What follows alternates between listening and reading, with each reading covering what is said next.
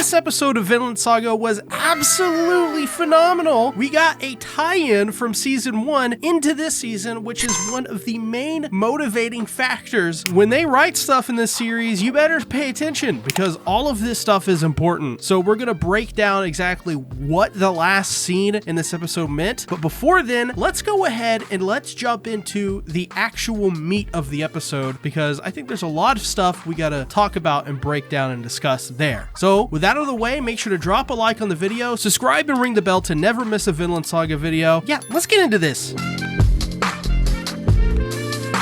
So, picking directly up from last episode, they are on the farm. Einar and Thorfinn will actually be working together, and not only that, but they will be, well, their job will be to turn the forest into a wheat field so that the person that bought them as slaves can actually just buy it from them and free them, not only paying them after they turned it into a wheat field, but as well granting them their freedom. This is something that is really cool about this guy. I really like this master guy, this slave guy, whatever you want to call him, because it seems like he has a gigantic family and it seems like he's just kind of warmed up and mellowed out in his age. He seems to be a little bit on the older side, so he's probably just like, yeah, you know what, like, you'll do all this, you'll get your fair share. So Thorfinn and Einar get to know each other, or rather it's really just Einar that tries to get to know Thorfinn. Throughout the majority of this episode, Thorfinn seems like a guy who's just keeping quiet the whole time, like he's got a bottle of mysteries that he's bottled up, just waiting for it all to just burst out. So they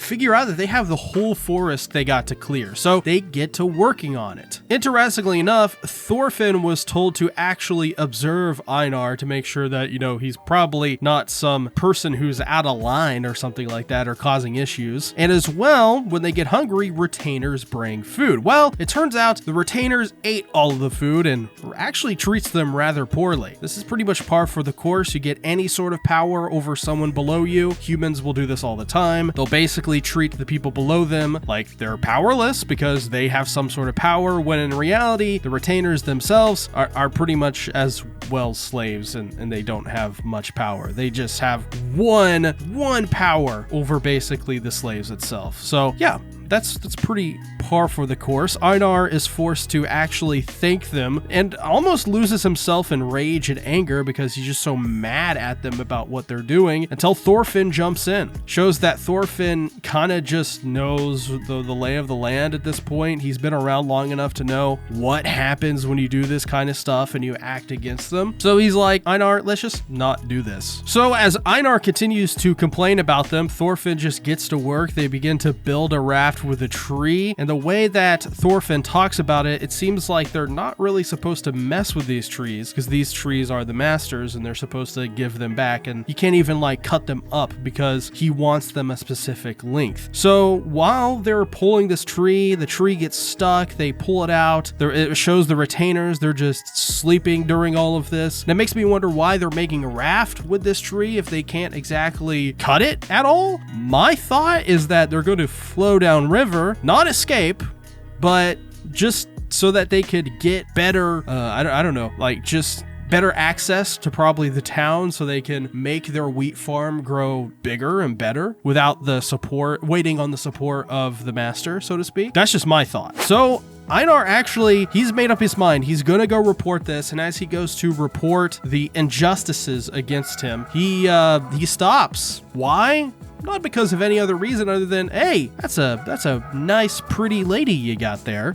So he doesn't report it because he's literally in awe of this woman that is traveling with him. I assume it's it's the master's daughter. At least that's what I would think. And it's really funny though, because the master has all of the fun, you know, working. He's cutting the wheat in the field, and he seems to be with just his entire family. He's just having fun. He's living his best life. You know, he's earned it, right? He's earned his right to live the life of luxury that he has and just enjoy his family. And I do like how Einar, while observing this, says that they all look the same while farming. It's just another another reminder that deep down, everybody is the same. We all have our base desires and necessities. It's just the stories that define us, which I think is a really cool message to kind of put in this episode. Just to remind people, like, hey, we're all the same, slaves or not. One of his sons, though, Olmar, holy crap, this was actually a really pretty cool side B plot in this episode. Olmar, he's not having any of it. He's 17. He's hot-blooded, which I think is not the correct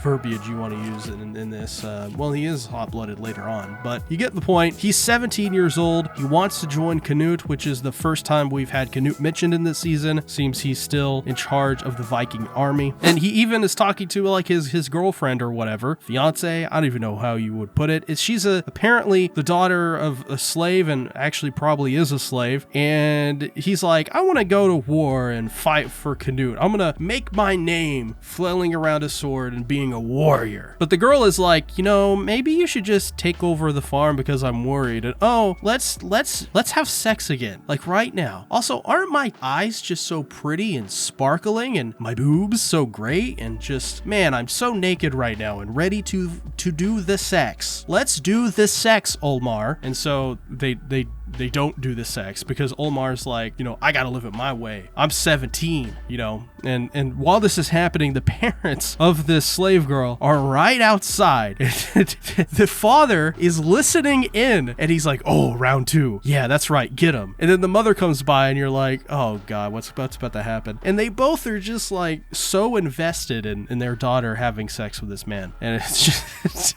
I guess it makes sense. They are slaves, so they probably want to, move up in life, right? At the same time, oh my God, I think Olmar has in this situation, he's got it rough. So Olmar sees a bunch of drunks and they basically were trying to get to this pretty lady. I imagine it's the same pretty lady that Einar and Thorfinn were what they saw. But apparently the retainers got to her before anybody else. So Olmar and these these drunk guys, they go off into the night to drink and talk about all their problems. Even one of the guys like, talk about your teenage troubles with us. But the moment you all were waiting for, the most important moment that deserves a lot of analysis and breakdown. Einar is talking to Thorfinn at night and he says that Olmar should just take over the farm. And then he talks about war and how warriors are beasts meant for, warring. They're inhuman. They're incorrigible. They're these terrible people. Then he talks about how their original village was destroyed when they were kids, but as they grew up, the Danes came back and killed his family the second time. Then we pan over to, we cut to Thorfinn's face as he's laying there with his eyes open, and he remembers. This is the first example that we see of Vikings pillaging a place. Is the first time when Einar and Lotta and their mother were kids. That first time their village got destroyed, that was Thorfinn. Thorfinn was there.